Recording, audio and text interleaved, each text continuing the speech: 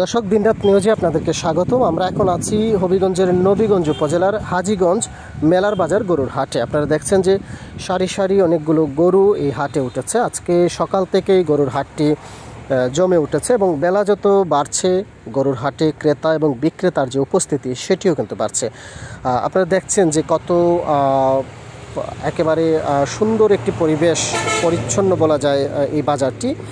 এবং দুই পাশে গরু যখন সারিবদ্ধ করে রাখা হয়েছে তখন কিন্তু বাজারের মাঝখানেও পর্যাপ্ত পরিমাণে জায়গা রয়েছে, নেই কোনো কাদামাটি সহ যে অন্যান্য বাজারে আমরা যেটি দেখে থাকি যে কাদামাটির কারণে গরুর হাটে হাঁটাচলা করা যায় না। এখানে কিন্তু সারিবদ্ধভাবে যে গরুগুলো রাখা হয় এরপরেও পর্যাপ্ত পরিমাণে ক্রেতা বিক্রেতাদের হাঁটাহাঁটির জন্য জায়গা থাকে, যে কারণে এই বাজারটিকে নিয়ে ক্রেতা এবং বিক্রেতাদের মধ্যে বেশ আগ্রহ তৈরি হয়েছে। তারা যেটি বলছেন যে দীর্ঘদিন পর এই হাজীগঞ্জ মেলার বাজার যে পশুর হাট সেটি জমে উঠেছে এবং এই ধারা যেন অব্যাহত থাকে। আমরা দেখেছি যে আজকেও সকাল থেকেই বিভিন্ন এলাকা থেকে ক্রেতারা এসেছেন, বিক্রেতারাও যখন বেলা বাড়তে থাকে তখন কিন্তু বিক্রেতারাও এই বাজারে আসতে শুরু করেছেন। বিভিন্ন এলাকা থেকে আমরা দেখেছি যে ভ্যান, ছোট ছোট যে পিক আপ ভ্যানগুলো রয়েছে সেগুলো বোঝাই করে গরু এখানে নিয়ে আসা হয়েছে এবং বিভিন্ন আকারের গরু আপনারা দেখছেন যে কত সুন্দরভাবে সেখানে সারিবদ্ধভাবে রাখা হয়েছে বাজারটিতে বিভিন্ন আকারের গরু। এবং এখানকার যে এই বাজারে যে গরুগুলো উঠেছে সেগুলো আসলে একেবারে দেখার মতো একটি অবস্থা ছিল।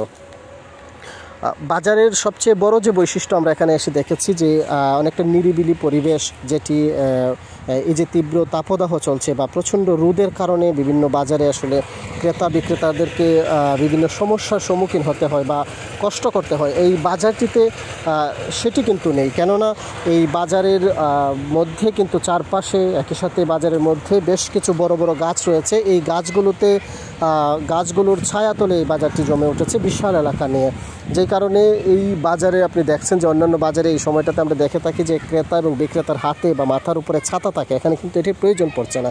একই সাথে শীতল বাতাস রয়েছে। সব মিলিয়ে এই বাজারের যে পরিবেশ বা পরিস্থিতি সেটি নিয়ে এখানে ক্রেতারা সন্তুষ্টি প্রকাশ করেছেন, বিক্রেতারা সন্তুষ্টি প্রকাশ করেছেন। অন্যদিকে যদি ব্যবস্থাপনা কমিটির বিষয়টি বলি, যেহেতু এই বাজারটির পুরনো একটি বাজার এবং 1975 সাল থেকে এই বাজারটি জমে উঠছে পশুর হাটটি, যেটি স্থানীয়রা বলছেন।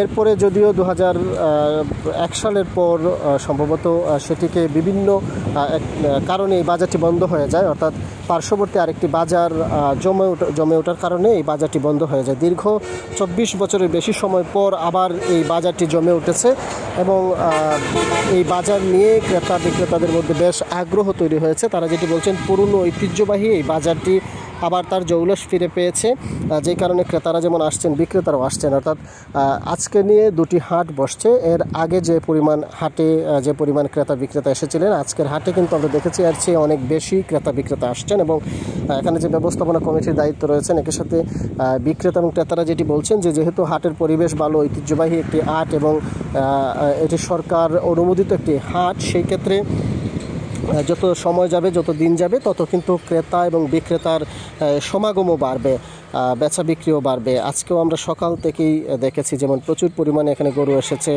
ষাঁড় গরু উঠেছে, গাবি উঠেছে, একই সাথে ছোট যে বাছুর রয়েছে সেগুলো উঠেছে, বিভিন্ন আকারের গরু উঠেছে। যারা অনেক খামারি আছেন যে ছোট আকারের যে ষাঁড় গরু সেগুলো কিনতে চান কুরবানির হাটের তোলার জন্যে, তারাও কিনতে পারবেন। একই সাথে দুধাল যে গাবি অনেকে কিনতে চান সেটিও এখানে রয়েছে।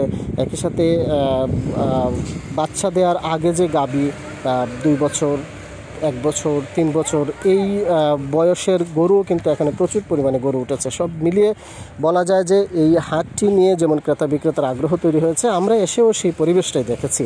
বেশ ভালো পরিবেশ এবং ছায়াতলে, যেহেতু সবচেয়ে বড় যে সুবিধাটি এই বাজারের সেটি হচ্ছে যে বাজারের পরিবেশটি খুবই ভালো, কেননা কোনো ধরনের কাদামাটি নেই, কোনো ধরনের নোংরা আবর্জনা নেই। একই সাথে বাজারটিতে প্রচুর পরিমাণে গাছ থাকার কারণে এখানে সতেজ বাতাস বইছে এবং ছায়া তৈরি হয়েছে, যে কারণে আসলে এই বাজারকে ঘিরে ক্রেতাদের সবচেয়ে বেশি আগ্রহ দেখেছে। এবং বিক্রেতারা বলছেন যে ক্রেতাদের যেহেতু আগ্রহ বাড়ছে, চাহিদা বাড়ছে, সেই ক্ষেত্রে তাদের আগ্রহ আসলে দিন দিন বেড়েই চলেছে।